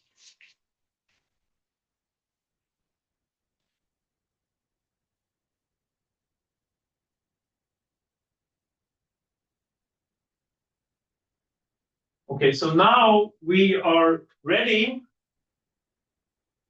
to state formally the lower bound. So we're going to state the degree lower bound now, and the only thing to worry about is whether it makes sense. Because note that the one thing that could go wrong is if my graph distribution generates colorable graphs, then it's not so hard to prove refutation lower bounds. So I don't want that to happen, but it doesn't happen. So we have a lemma saying that, well, sample G either to be a random deregular graph, which is what we're going to prove formal results for, but I'm stating it also for Erdős-Rényi just to say that basically everything up to this point almost works for both settings. But we're going to do the technical details only for random regular. So if I sample a random deregular graph or an Erdős-Rényi graph with edge density d over n, then asymptotically almost surely the following holds: that the chromatic number is not too large. It's at most 2d over log d. I really don't care about the exact bound. Big O of d is good as far as I'm concerned. And for regular graphs, it's kind of easy to get that. But anyway. So why do I care about the chromatic number not being too large? Well, because I want my paths to be short. That's if my paths are not short, then my closure of the vertex set might blow out of proportion, and then we're going to die. Okay. So this says that the graph is somewhat colorable, but not too much. So let me push d up to 10. The degree, then the chromatic number will be asymptotically almost surely at least pi. So the graph will not be 4 colorable. And now what I want to prove is the formal statement will be something like the following: that there exists a constant delta, universal, such that for all integers n and d positive, satisfying delta times d cubed divided by log d is less than log n, which is definitely going to be true for us because we are interested in constant d. Okay, so just let n be large enough. Okay. Sample G to be a random deregular graph. Let K be at least 4. Then what we're going to prove that asymptotically almost surely the degree of refuting the coloring formula for such a G requires linear degree n, except we have a somewhat ugly dependence on d. So it's like n over 2 to the d something. But again, if d is a constant, then this is fine.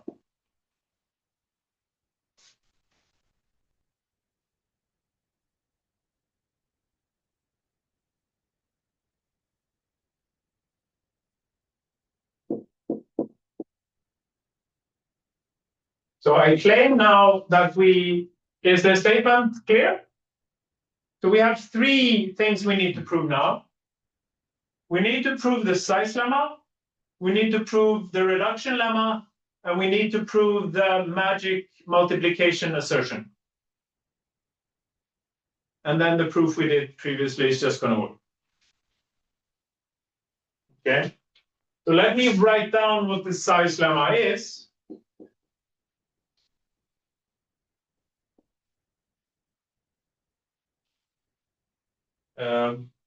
Suppose for the graph G that we care about, that the max vertex degree is D. Suppose that the chromatic number is at most C. And suppose that G is sparse. How sparse? Let us say 1 over 4C. Again, by, where is this? By lemma 4, we just sit down and think carefully. Like we said that epsilon is going to be fairly small, so we can definitely take it to be this small. Then, if the vertex set size is less than, not quite S, but let us say S over 20C to be on the safe side, it holds that the closure of this vertex set U is, and I'm going to write it down exactly what we have in the paper. It's not too important. So basically, the closure of U is U except for a constant factor 40 times D to the C minus 1, but all of these are constants.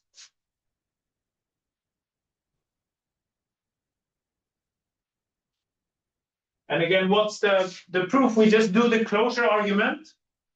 Every time we pick up the sentence, this is where we get something like this. Every time we get a hop, we sort of take that hop and add it to our vertex set and start over. And then we just need to argue that this couldn't happen too many times, because if it did, then we get something that violates the fact that the graph is locally very sparse. I don't think I'm going to say more than that. Questions about the size lemma?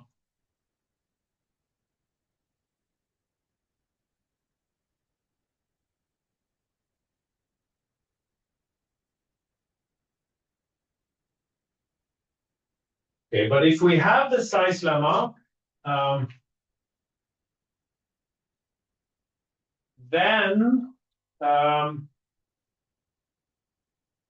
since we now have the size lemma, I was going to say that we have that R of 1 doesn't map to 0. In fact, for this type of closure, it's even easier to show that R of 1 doesn't map to 0, because the way we've defined closure, if you start with the term 1 has an empty vertex set, and the closure of the empty set is empty.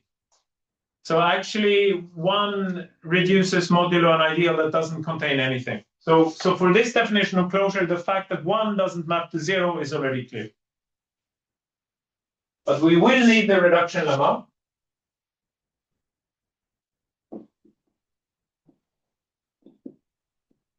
The reduction lemma, or the heart of the proof lemma, if you wish.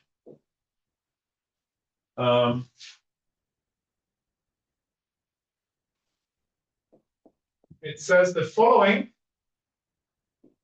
G is S epsilon sparse for if G is S epsilon sparse for epsilon strictly less than a half, then for every term T, And for every u,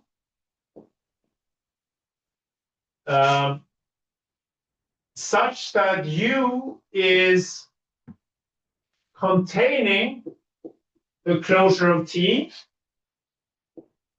but u is not too large, then T is reducible mod the ideal generated by the coloring of the subformula induced of the subgraph induced on U. T is reducible mod this if and only if T is reducible mod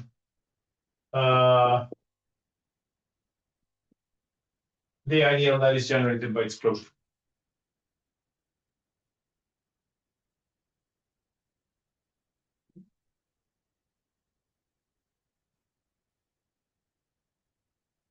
So let's see if we can draw this picture again, maybe. Here is the whole graph.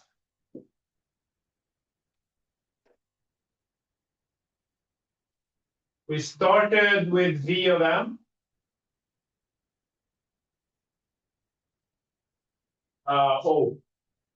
Except that now it's a T, right? So here is V of T. This is not a nicely structured set. So we take the closure of T. The closure of T is really nice because it has no smaller vertices directly outside. And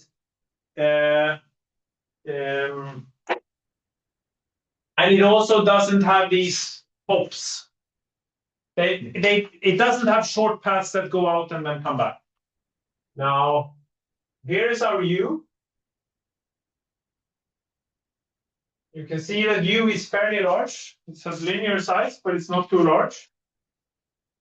So what we're going to do now is we're going to treat differently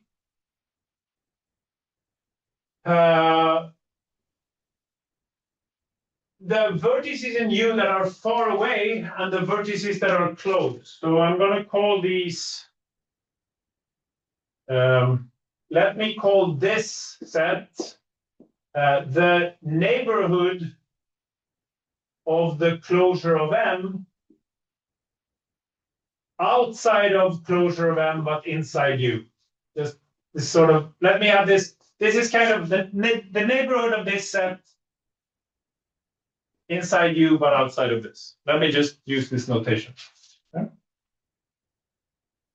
So our assumption is, so again, what do we need to prove? If T is reducible modulo the small ideal, clearly it's reducible modulo the large ideal. So we just have to say that, well, suppose T is reducible mod this, then T is reducible mod the large ideal, then it's reducible modulo the small one. So basically, we need to prove that if F is in the ideal generated by U, and the leading term of F is T, then there exists an F prime in the smaller ideal generated by the closure of T, such that the leading term of F prime is also T. If we can prove this, then we're done, and we can almost go home. And we have our plan.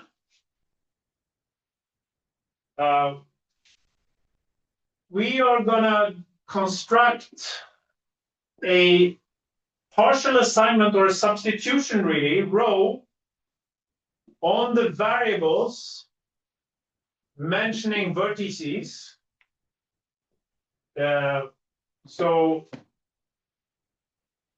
on variables x, vi, for v that lie in U, but outside the closure of T. That's what we need to do. And for every xui, one of two things are going to happen. Either we're just going to fix it to 0 or 1, or rho xui is going to be a sum of xvjv, but the v's are all going to be smaller than u. Suppose that we can do this, okay? Suppose that we have such a row. What does it do to f? So suppose that f is sum of terms ti. What can I say about f restricted by rho? Well, it's ti restricted by rho, which is in particular the leading term of f clearly survives. Why? Because I'm not assigning any variable mentioning t.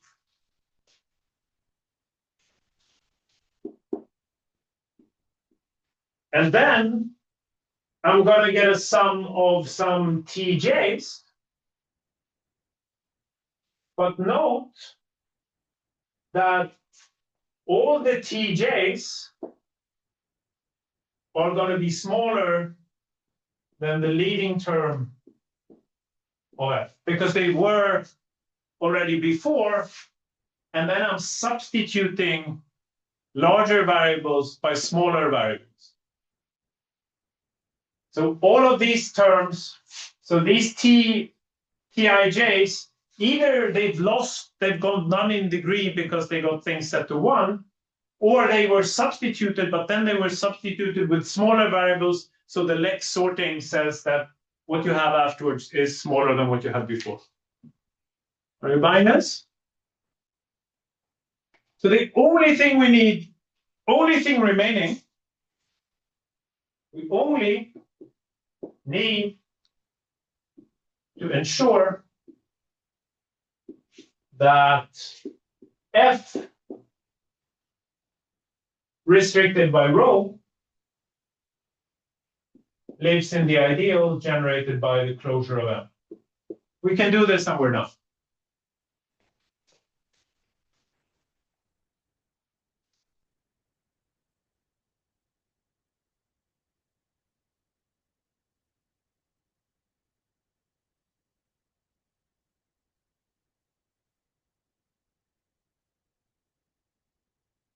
Okay. So let's look at what we can do. First, let's look at this region.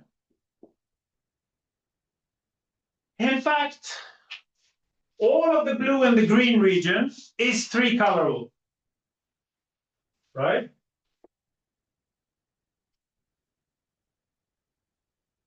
So because U has size at both S, G is S epsilon sparse. This means that all of GU is three-colorable, but in particular, then definitely G over U minus the closure of T is three-colorable.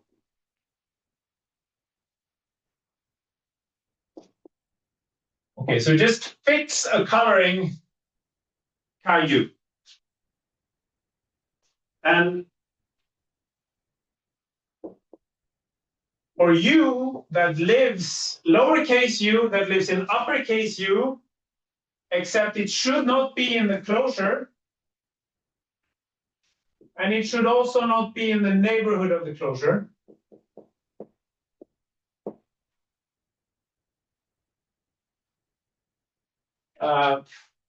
Then I just set rho of x, u, I according to the color, right? So I set xui to be 1 if indeed chi capital U of u is I, and 0 otherwise. Okay, so now I've actually colored all of this region. Okay, we do have, this means that I'm imposing constraints here.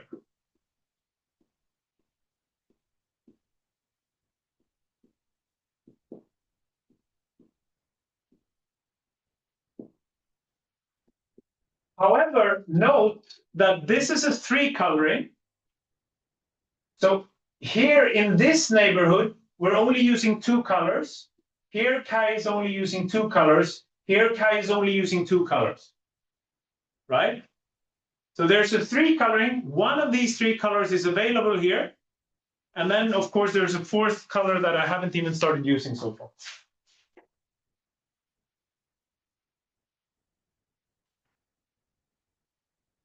So, so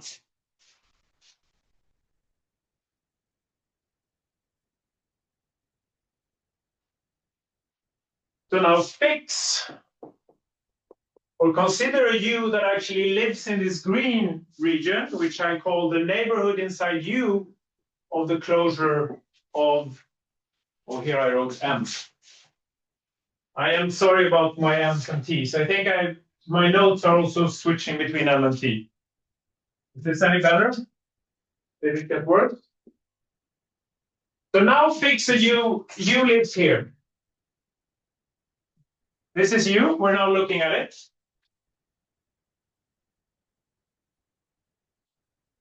So U has 2 available colors, as we talked about.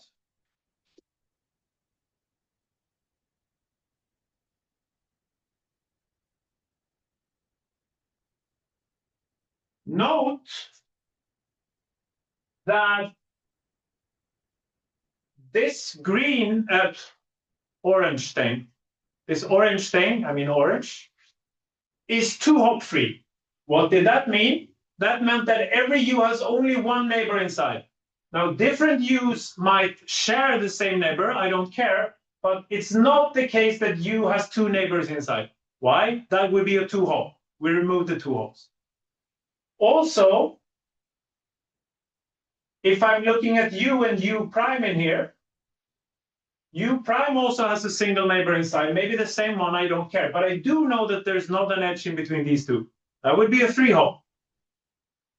So I have an independent set here in the green region, which means that the only thing I worry about for U is how to color it consistently with the red guys and the orange guy.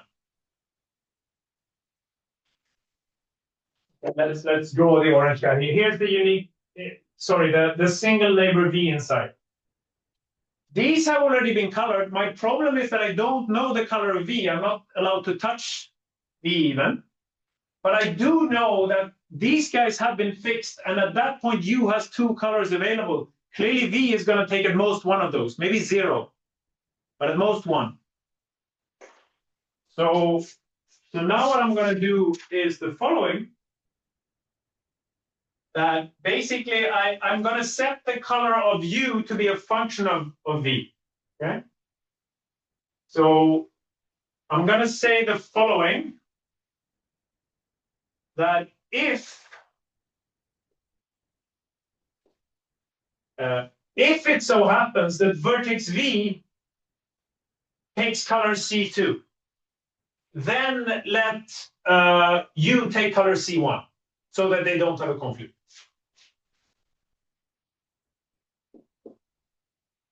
Otherwise I don't care. Otherwise, V is maybe taking color C1 or some other color, but exactly 1.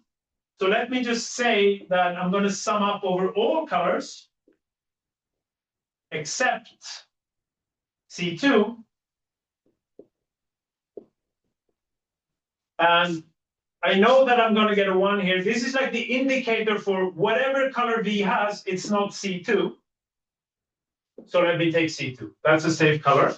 what do I know about other colors?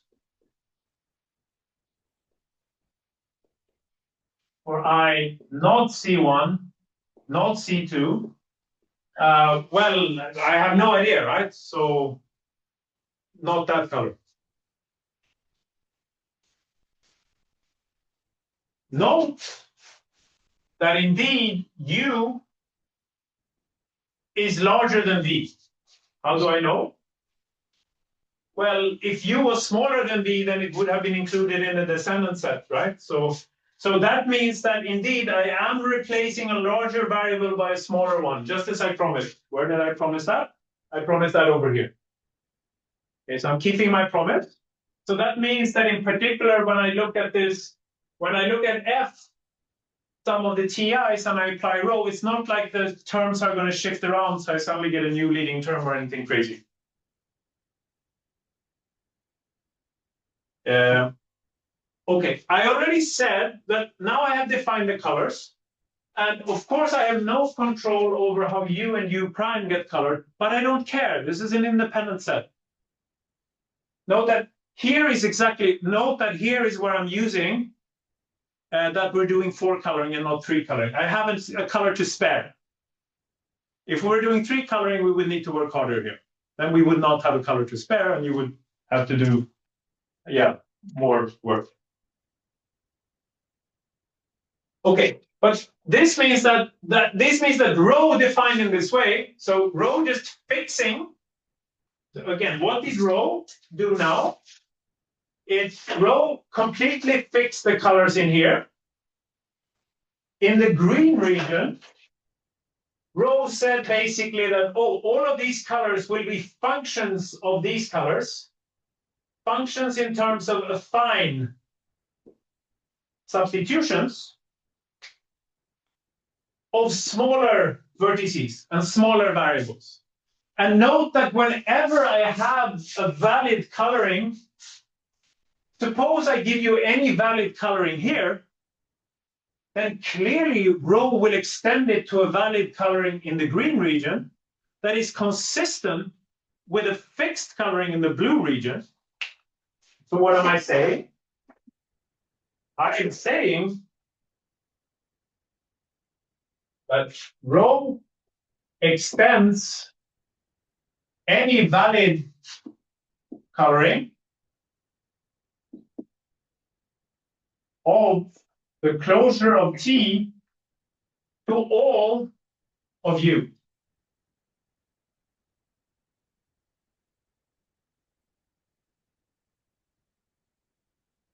Okay, but that means that this ideal actually implies this ideal under U, which means, if you think about it,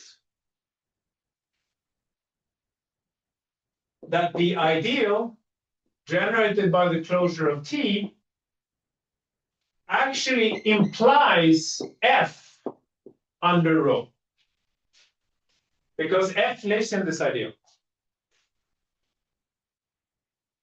But this means that F under rho, since it is implied, and since we are in a multilinear setting, it means that F restricted by rho actually lives inside this ideal.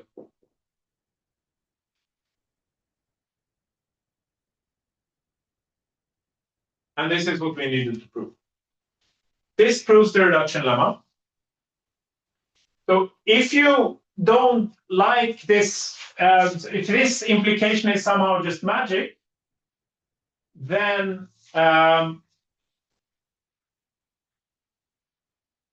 one thing you can do is you can actually just look at the axioms, look at the axioms in this coloring formula and just note that clearly all of these axioms are satisfied. And then the axioms in the green region are not satisfied, but you can plug in rho and see that they actually translate axioms over green guys to axioms over their orange neighbors. Like if this implicational reasoning is magic, just plug in rho and check that you actually get syntactically other axioms, and then carry out carefully this reasoning.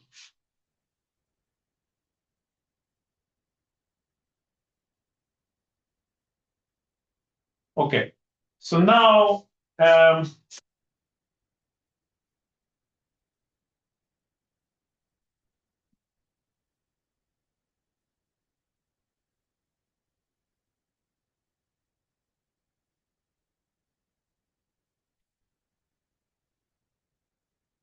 what do I need to say? I just need to argue now that we can run the template proof again.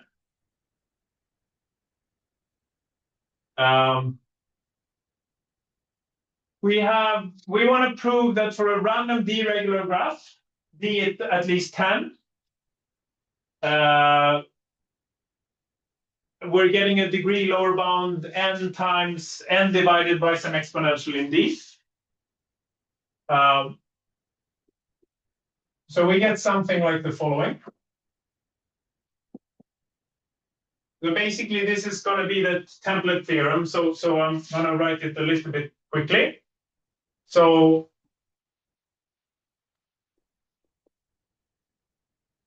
we fix the coloring of G and order the vertices V and then the variables in the same way as Romero and Tonchel suggest. The number of colors we need is asymptotically almost surely, as we said, 2D over log D.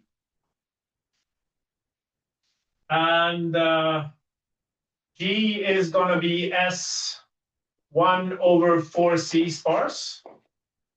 Where now it's like we don't really have the energy here, but S, what am I going to pick for S? I'm going to pick S to be something like, apparently, like if you do 2 to the minus 300D times N, then that's enough. Again, these are constants. How do I know this? Well, by the lemmas I threw at you before. So our claim is that R is a degree D pseudo reduction operator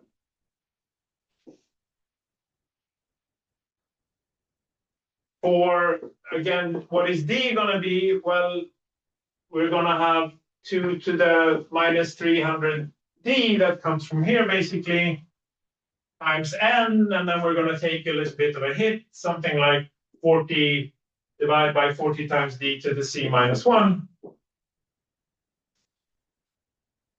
Okay, and now we just, what are we going to do? So R of 1 is distinct from 0. This is immediate because 1 has empty support. RF is 0 for F in the coloring formula. Well, you again do this M star F is the product of all the variables in F. And now just observe, just looking at the formula, every axiom mentions at most 2 vertices. So now we just by the size lemma, we get basically that the closure is small, and then we can apply the reduction lemma. And now we do exactly this. This means that we take all the terms and we can reduce them modulo the closure for this fake term. And it's kind of clear that this fake term mentions all the variables in F. So in particular, the axiom, whatever axiom F is, it's going to live in here. When we, in the subformula that is the subformula that corresponds to the coloring formula for the subgraph induced on the closure of this thing. So that's also going to be clear. So the only thing we need now to get multiplication is we need that if degree of D is less than our capital D, and suppose T prime is any term in the polynomial R of T, when I reduce t, then reducing modulo the closure of xt prime is, xt prime is the same as reducing modulo the closure xt prime of, let me write magic in red. Here is where the magic happens and I plug in xt. And this is the missing step. If I can only show you this, then the proof template from before works. And we are getting late in the day. So let me just say what we need. So we are going to say that, just as before, what can happen last time? We need a handle on what happens to these variables. Well, it can't be too bad. What in particular, what vertices can they be mentioning? It turns out that they cannot possibly go outside of the closure. And basically the way you do this is, well, write t uniquely as q inside the ideal generated by the closure plus rt. Okay. And now suppose that actually RT contains variables outside. Zero all of them out. T is not affected. Q is not affected. Or at least, sorry, the generators, the polynomials, like in the closure of T that we use to generate Q are not affected. So we get a Q prime that still lives in this ideal, or changes. Because, well, if it contains these variables and I zero them out, then clearly R changed. But now by uniqueness, again, T is the same, Q still lives in this ideal, and I only fixed variables to true or false, so reduced irreducible stayed irreducible. So I've written T in two different ways now. By uniqueness, that's not possible. So therefore this holds. Okay, but if that is true, then I just say, well, okay, the variables that X mentioned are clearly in the closure of XT. That's by definition. The closure of T is in the closure of XT. That's by monotonicity. So that means that if T is a term in RT, then I know that the vertices mentioned by X union all the vertices mentioned by T, by this claim that I had before, this clearly lives in the closure of XT. Okay?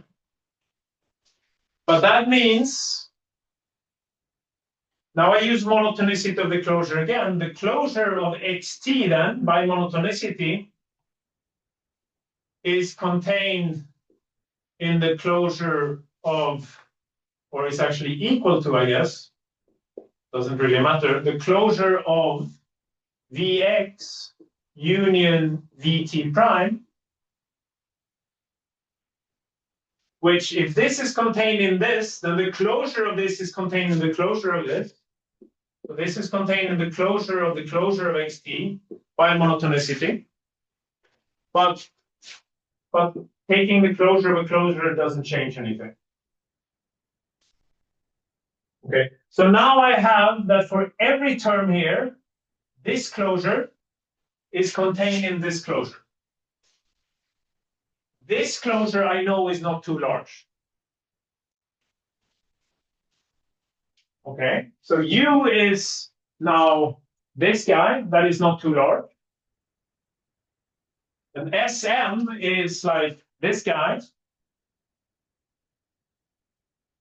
So now I can deduce that, well, the only way this guy is reducible modulo its own closure is if it's reducible modulo this larger closure. And now I can say, so that means that if this is irreducible, then it stays irreducible even in the larger ideal. And then I think you need an extra inductive step that says that, well, if it is reducible, and let it reduce, then you sort of repeat again, and you see that all the irreducibles in here with respect to this closure are going to remain irreducible in there. And now we're truly done. So, what do I want to say? Just a few final comments. So this is, we're now about to leave polynomial calculus, or we're going to leave, like we're done with strictly size lower bounds now, except for what we're going to see next time is just that all these degree lower bounds that we're trying to prove, are they tight? We saw that this weird Benson-Richardson style and in Palazzo-Pulac-Skull style lower bound, is it tight or could it be improved? So we'll talk about next time that no, it's tight in a sense, or almost tight in a sense. We also saw this upper bound, like, well, if your width is, refutation width is at most W, and you have n variables, then the naive upper bound we got was n to the W essentially. Is that tight in terms of, yes, that is also tight. So that is something that we're going to talk about. Other than that, we're kind of done. But there are, I want to stress that there are many lower bounds that we don't know how to prove, so many open problems. So our degree lower bound for coloring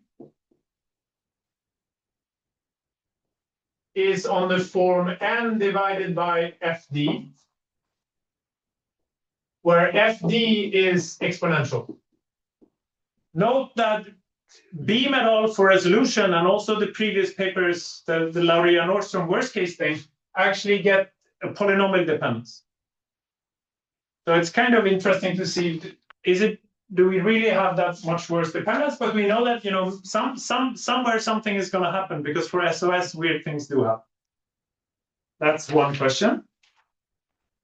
2 lectures ago, I mentioned open problems about proving lower bounds for clique, for vertex cover, for Ramsey-style problems, for the dense linear order, for the weak pigeonhole principle. Note that for all of them, we have resolution size lower bounds. We do not have polynomial calculus size lower bounds.